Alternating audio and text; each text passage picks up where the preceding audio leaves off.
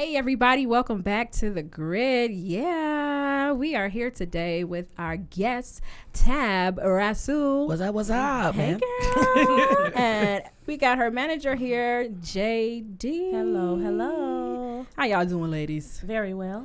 How are you? I'm very grand. Good. Very grand. I want to be grand too. Come through then. I'm on my little Duval. Smile.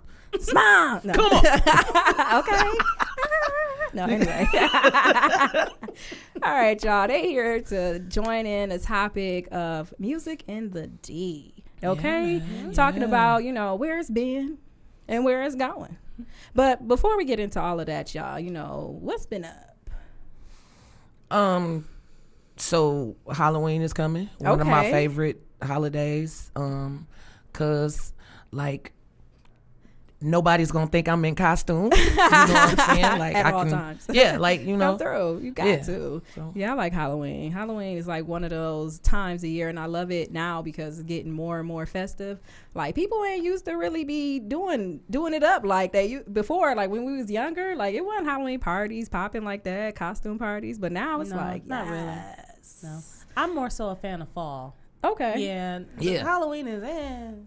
Fall is like nice boots, hats, jackets, what's scarves. the fur? Okay. Yeah, I like that. Getting low. Well, what's been up with me is that, yesterday I got to, roll on through Light Up Livernois. It was, a community event where I saw like somebody out there doing the runway. They had all the different shops, having special events, or they had cider, they had a farmer's market, they had everybody just out there. Like I've never seen Livernois like that because that's like the area I grew up in. So it was just amazing to see. And it was fun. You saw everybody with their kids and everything. It was real diverse and all of that. So it was a good time. Barbecuing. Okay. Barbecuing. It was nice. It was really nice, so that was something that is good for the community, and I hope everything went well. You ain't hear nothing, but anyway, ain't gonna get into that. So Tab, Yes. I've been seeing you doing your thing, your thug Little bit. doing some big things, I'll be like, okay, Tab, the voice it is. So the voice, how you get that nickname? I absolutely have no idea how that came about. Some of my band members started saying it, and they would say it into the mic. It's Tab the voice, and next thing I know, it's like it kind of stuck. Oh, okay. And I actually initially was like, "Oh yeah, I'm gonna take this and I'm gonna roll with it." And then, like, just like when you get a new car and suddenly you start seeing this car on the road everywhere, right? Like suddenly everybody was the voice, and I'm just like. Really? Since when? Okay. So, it's just Tab now, but, everybody still... I can't tell you what to call me, long as you're calling me, babe. Okay, that part. But, that voice, I've been able to see you perform, and you the voice, it is. You know what I'm saying? That's but, hey, you got what you about go by and whatever. What they say, it's not what they call you, it's what you answer to. But anyway. All right. Yes, ma'am. So, yes, ma'am. So you mentioned that about your band. So, like, tell us a little bit about that. Okay, so I sing in a cover band. Okay. It's called The Circle of Sound. Come through.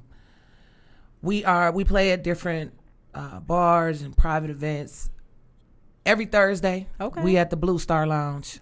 Every other Sunday, we are at the Perfect Beat Lounge. That's in Southwest Detroit. Blue Star is on Joy Road and Joy Road and Pinehurst. Come through, y'all. Yeah. Come through. And it's both, free, no cover. All right. Nice grown folk atmosphere, Okay. Well, not so, recording and performing and just like your experience with the music. And I know recently that you are, being an independent artist. Yes. What led you to like that decision? Come on. So right. So JD is giving me the look like be good. Okay. I mean, I spent a lot of time helping others achieve their goals as artists, singing background, being support and all of that. And to be perfectly honest, it just took a wake up moment. Okay. A moment of, hey, like, why are you in the back? Okay. That's not where you're supposed to be. So come on now.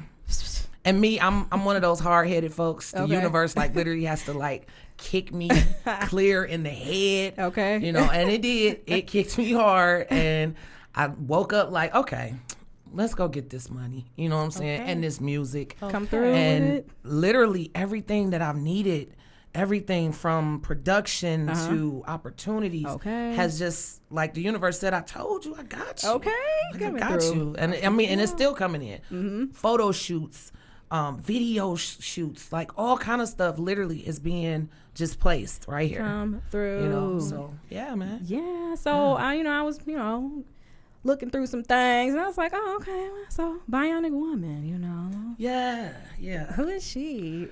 She's the $6 million girl. Like through. she is everything, she is you, she is me, she is us. Bionic Woman is that mom that had to get up, make sure that the kids was good, still go to work, only to come home to, some dude that really don't want a life with her, but, just kind of biding his time. Okay. And she's still functioning through all that. Like, as women, a lot of times we just go on automatic, Yeah. And we function. Okay. It got to be done. Somebody got to do it. Somebody's got to do it, Okay. and so yeah, Bionic Woman is it was a song that I had that had been written for me and recorded a while ago, and we just redid it for the album. Okay. And it turned out to be pretty hot. Okay. It almost didn't make it though, because initially when we redid it, I was like, yeah, no, I'm not feeling this, because it just felt so dated to me. And then he put the master mix on it. I was like, oh, back on the album it is, man. Wait a minute. Hold on. He put the master mix. Yeah, that would be Okay, yeah, Rue yeah. Wade, my Okay. unicorn. All right. He is the best producer.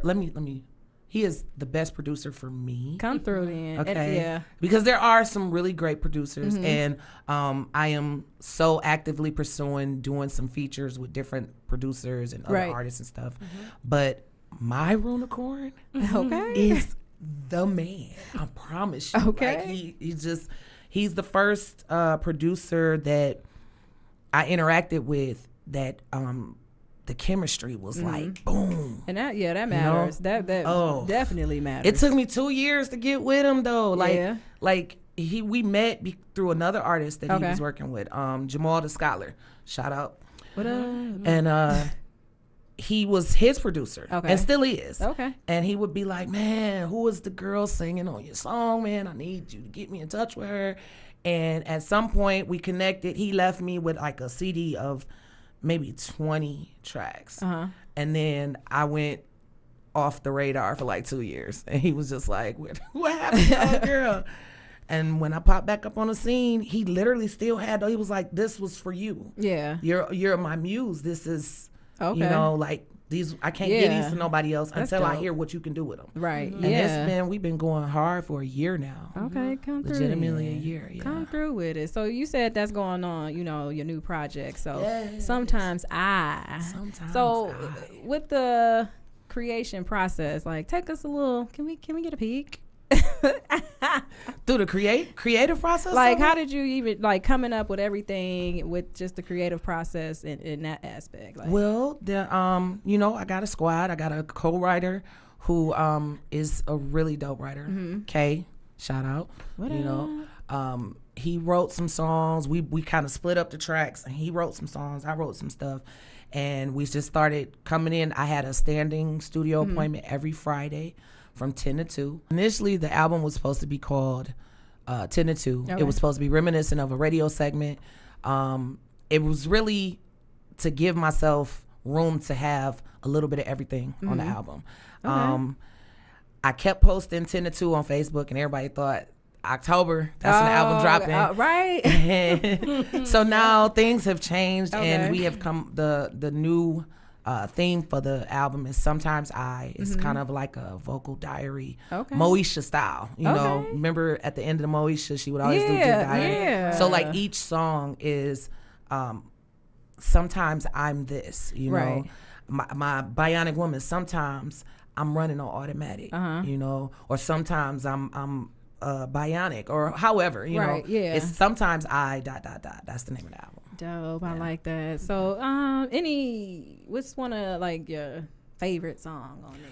Favorite song, Headed to the Top. Okay. Headed to the Top, and it's because I rap a little bit. Okay, That's the sometimes I'm feeling myself. Okay. Song. Like it's the lyrics is cold. It was actually a rap. My producer had done it. It was supposed to have been his debut song. Okay. And it never, nothing never came of it. And when I heard it, I was like, dog, just let me show you what I could do with it. Okay. And I sing his rap. I changed some of the words to fit me, but yeah, super dope. Yeah, super definitely dope. Gonna look out for that one. It's hotness.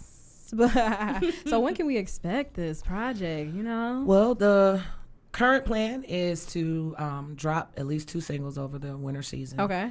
And then just so that we can get the best marketability of it, we're gonna drop the album spring of 2019. Come through then, spring 2019. Sometimes I get the Tab Rasul. It's a Rasul thing, baby. Yeah. So, that's so funny. So just looking at everything, and like you said, you took the break, and just like whatever it is was going on in your life and all of that. That kind of not reminded me, but just like jog my memory to think about the Nivea video and Finding Nivea, and just like her approach to whether or not go after her dream, or motherhood, being accepted, just all the things that she was like kind of going through. But just even directly to you, like I would want to get your perspective on just like the whole motherhood thing, like how she not just asked if you would or if you wouldn't, but just how you feel about that, especially being a mother. Well, I left my kids here back in, I want to say 2007, 2008, very briefly, and went to Georgia. Left my kids here with my mom. They were little ones. They teenagers now. And left my kids with my mom's, and it didn't work out. Okay. Got back here and really just wasn't sure if this whole music thing was even worth it, because I had, and I was very hesitant on pursuing anything. That's why I stayed in the background for so long, because it was easier. It was guaranteed money. I didn't have to wonder about finances when I'm hired, work for hire. Right. So, they're teenagers now. So they understand the starving artist, the struggle of the process of it, and they love my music. Like I'm the cool mom. Like they like when I pull up to the school to pick them up and I'm banging my stuff. They be at the car like, yeah, that's my mom's. They rock their Tab Rasul t-shirts all the time. Yeah, without being prompted. I don't have to tell them to wear it. I like this. So that's without. like a plus. And because they're teenagers. Yeah. So yeah. Fickle. I know, right? But that's amazing to have the support. Just especially of your children, and for them to understand. And that's inspiring to them, I'm sure. So just I know other aspects to me that stuck out with the Finding Nivea excerpt was when she started, just her image and stuff was very different than how it was then, right? Versus now. You know what I'm saying? And she was before her time. If she had to come out now, the way she was then with the colored hair and the swag, they would have loved her. Okay, they would have loved her. But back when she came out, that just was not the thing. What tripped me out was she said in the video that she would come out. She was opening for Mystical, right? Exactly, and she would be out on stage doing her thing, and they was throwing cups at her, booing her, right? And then she would come right back out, and do the "been so long." I know, and everybody was like, "Oh!" I'm like, people are so like, wow, like it's the same chick. I feel her on that. Like I felt that. Like it's the same person, this exact same. Like 30 minutes later, like, literally. Like, I didn't even change my outfit. I just came right back out. I did a pivot. Yeah, man. But yeah, that's so funny. And I always was feeling your style and everything like that, and just who you are. Like, look, this me, and it's what it's gonna be. Even just with that, like I had to come into that though. Like, just I feel like I had to fight to maintain my style, because I've had folks, especially because I was a background singer for a long time, I'm working for somebody, so they absolutely have the right to say, I need you to look a certain way. And it took for, I was in a band rehearsal, and one of the guys' girlfriends was there. Mm-hmm. And she talks like this. And so she was, we were talking about filming a video, like a recording of us doing a cover song so we could put it on an EPK and all of that. And she was like, if you just give me 5 minutes, I can make you sexy. What? This was me. I looked around the room like somebody better get her. Because I don't know what she's talking about. You know, like, what do you mean? You can make me, like, do what you see me? You know? Okay, what? And I had another experience where I was hired to sing for a wedding. And I had on my evening gown. Yeah. And the bride had me called up to her suite. Mm-hmm. And she said, Tab, come here. She lifted my dress and looked at my feet, and I had on my black and white Chucks. Okay. And she was like, whew. And I was like, what's wrong? She was like, girl, if you had to came in here in heels, you'd have had to go home. Okay. I'm just, I mean, for me, listen, I'm a big girl. I love myself. I'm okay with being a big girl, but I'm realistically big. There's no reason. Why would you put 2+ on sticks and decide it's a balancing act? We're not taking those risks. No chance. No. Not gonna happen. Not today. Okay. It's too funny. So, being a part of like the music scene in Detroit, just kind of just sliding in the topic real quick, But no, for real, just being in the music just industry in Detroit, like what, like now, what's your take on it? Like, I mean, it's blooming, it's blossoming, there's a lot of us that are out here doing international stuff, and you don't even realize it, like, because they regular folks, you know what I'm saying? Yeah. Dean Beans was just in, I think, Taiwan. Okay. And he's a super dope artist. He's a producer too. Pierre Anthony. Oh yes. All of the ladies that were part of the Aretha Franklin tribute, all of them, well within their right, are doing their thing. You know. Shout out to Elise King. She's got cornered her market on things. It's blossoming. Yeah. Like people are really paying attention again. So yes, that's dope, because I look at it as it's blossoming because of the versatility in it. Absolutely. As far as like within genres, and even for you, like just your versatility in the genre. So, like school us on that for the people. I mean, I do a little bit of everything. I haven't been formally trained in anything. So it was kind of like pick up on everything, Yeah. And coming up, my mama was the Joe Jackson of gospel. Okay. Shout out to Anita Holmes. and so I was only really exposed to gospel for a long time. Then I discovered people outside the house and music outside the house. So then, it was rap, Okay. And I wanted to be a rapper so bad. Of course, no one took me seriously. That don't mean I couldn't spit. Okay. What? And I mean, singing is just what I do. So, how about Tab sings country? Okay.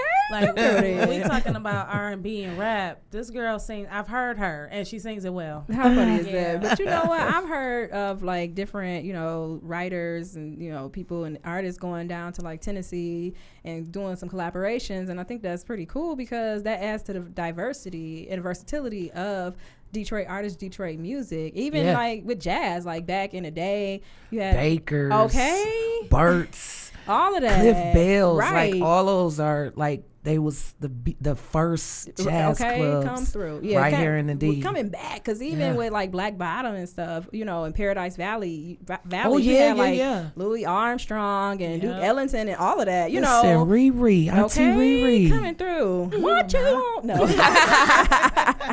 Yes, okay. Like you said, Riri. I love how the city has showed up and showed out to show her love. Everything from renaming Shane Park to the Aretha Franklin, what is it, amphitheater now? And then they're about to have a renaming of the Jazz Cafe in the music hall. Yes, it's about to be called that. the Aretha Franklin Jazz Cafe. And that is something. Didn't they give her a street too somewhere, like Aretha Franklin? Yeah, Boulevard? Oh, right, sure did. Yeah, I think they did that last year during the Detroit Music Festival because it was dedicated to her. Yeah, they did. Right, right. That's right. Yes. Yeah, man. That is dope, So just even moving on up. No. Detroit has always been majorly known for the music. Yeah. You know, Okay. like it's still, we still get those props. Yeah, No matter, it don't matter still what is not happening or what is happening. Detroit, the first thing they think is, oh, that's where the music is. Yes. So, and it doesn't matter what state you're in.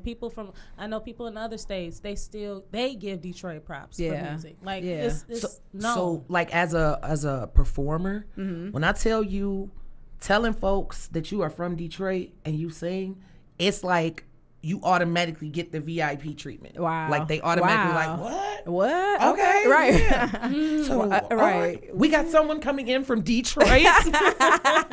The real Detroit. No, that is too dope. Like, okay, you have the birth of the place. Because, I mean, you think about it, it was. You know, Motown really changed the game. It's nice to see that they're... Motown is trying to make a resurgence. Bring it back. And it gives it because it's here. Like, don't do that. Like, it's don't here. Be funny. Like, you know what I'm saying? Like, we had, you moved away. Like you said, it's always been here. Yeah. You know what I'm saying? People doing stuff, and like you said, going out of town, you getting that recognition. Like, oh wow, like it's still here. A lot of people I know who I went to school with or whatever, just out doing stuff. Within music. You know what I mean? So it's just like, okay. It is here. You definitely got some people here, pretty much a lot of people here where you already got celebrities, because even when a celebrity comes to Detroit, like, we don't be phased like that. You know what I'm saying? Because I think that's just like what it is, and especially just being the artist of somebody being a Detroiter and just being like in music. That's just something that, some people, it's like, work on your craft, but you do have people doing a dang on thing. Yeah. And I'm happy, too, that Motown is, come on now, don't play. Yeah. Yeah, absolutely. Absolutely. Don't play. But, so, at this time, just want to ask you ladies a few little questions, since it's Halloween and it's your fave time of the year. Oh, man. It's the most favorite time of the year. Okay. But no, for real. Give me your top 5 scary movies. Oh, I like psycho thrillers, not necessarily gore, but stuff like, because I believe in ghosts and paranormal and supernatural. So like, y'all don't laugh. No. Blair Witch Project shook me for days. Okay. I was scared to leave the theater because there were trees by where my car was. And I was just like, I'm by myself. Oh, no. All of the paranormal activities, like, I cannot and will not watch them at night by myself. Can't. I won't watch them with other people at night because, like, legitimately, if let the wind so much as breeze through and lift a curtain, I'm freaked out all night. It's a wrap. Oh, so all of the paranormal activities, because I'm not really into the gore. So basically anything that has to do with it could really happen in real life. One of mine is Michael Myers, because I feel like somebody could really break out of a crazy home and do something like that. Like, that's scary to me. Yeah. You know what I'm saying? Like, you know what though? In my head, I'm super brave, and I'll be done kick Michael Myers' tail. But it don't matter with him. Like, he get back up. He be like, so like now, right? Still, would you say it's been 50 years? He never died. Right? And his mama, right? Everybody. It's Jason. Whatever. Wait. Oh wow. He killed his mama, but Sorry. no. But okay. Sorry. She said, and his mama. I'm like, wait, Jason, but no. All right, so what's your last 2? Last two. I just recently watched Unfriended. Okay. I tell you, what was the movies? Final Destination. Oh yeah, Final Destination. Any of them. Like, those are when I tell you, 1 through 5, they would beat out anything else because those movies, I to this day will not ride behind a truck with anything hanging off the back of it. Nope. Let me get around and get over. Like, it's a wrap. Yep. Yeah. JD, how about you? Well, okay, don't laugh. So one of the scariest movies for me was the Freddy Krueger movie. And it's so stupid because they're actually funny now. No. But even now when I watch it, I still like, I mean, I'm just kidding. You know, Freddy Krueger was always scary to me. It was scary to me. Yes, it is creepy. I don't like the clowns, the smile, the fake smile all the time. That's just not realistic to me. Stop it. Scary. Final Destination. Yeah. Like you say, driving behind a vehicle with something hanging off, I automatically tense up like something's going. Like it's about to shoot through the windshield. At any time. Get me over. One bump and it's over. Yeah. Saw. You know. Oh, yes. It is creepy. But it's not the last one. I saw the last one and I was just like, oh, wow. So this is what was going on. It was horrible. It was not. And then there is another one I'm trying to think of, and it is so scary to me. I'm scared of a lot of things. Let's just say the rest of them. Just all of them. It's so funny. Yeah, I don't like them. No. What about you? Well, my top 5, of course, like I said, Michael Myers, because it could happen, and he don't die. Like, he got ran over, shot in the head. They coming out with another one. Okay? One of the Jasons, and it was a really good one, and it was when the little thing was like getting out and getting into other people, because that was kind of like it was an alien spirit demon thing, because it would get into people and they'll be Jason and all this other stuff. That one was scary, but I liked watching it. When I was younger, I was watching some of everything because I love to scream. So I was watching like Poltergeist. And that? I've seen The Exorcist or whatever, but I'm happy that I didn't see it to the time where I really could understand it. I just thought it was funny because I thought I was little, and I was like, oh, that's crazy. Like, why is she doing that? But that one, yeah. But and then the one that I really like is Scream. This whole series, you know, I mean, now when I look back at it, dang, I don't like capers, but like that was like you gave me a where you at the baseball game and they struck out and everybody lost. That was like dang, right? But no, I like the Scream ones. When they came out, it was like, whoa, this is something different. But now going back, it's like I see how they exhausted it, but I still like Scream. You know, so yeah, those are my top 5 and whatnot. So. I got 2 more. Sorry, I just thought I was trying to remember. The bird. Oh yeah, back in the day. That's creepy. And Jaws. Yeah, that scary one was stuff. Scary. Like I could just be on a boat and then just the jaw. What is it? Shark. The great white.